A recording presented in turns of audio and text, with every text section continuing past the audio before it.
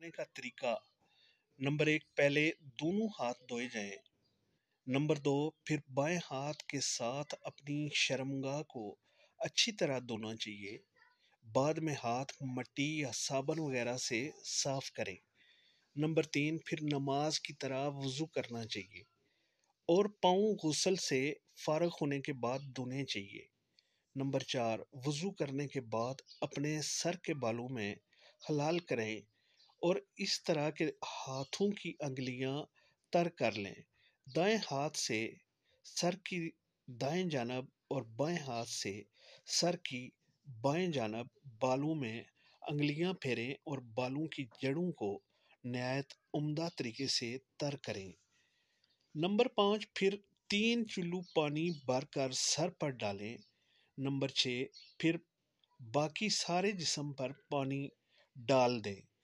Number 7, आखिर में पाँव को धोएं। नंबर 8, गुस्ल दाएं तरफ से शुरू करें। नंबर 9, औरत ने अगर बालों को मीलियों की सूरत में बांधा हो तो गुस्ल जनाबत या गुस्ल ऐस के लिए इन्हें खोलना ज़रूरी नहीं, मुस्ताहिब है। सिर्फ इतना भी काफ़ी है कि औरत अपने सर पर 3 चुल्लू पानी डाले।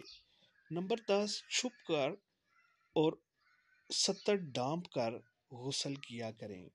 नंबर 11, ठहरे हुए हौज़ वगैरह या पानी में गुस्ल जनाबत नहीं करना चाहिए। नंबर 12, गुस्ल जनाबत जल्दी करना चाहिए। ये गुस्ल का तरीका था। सब लोग इससे सीखें और अच्छी तरह गुस्ल करें ताकि जिस्म पाक हो।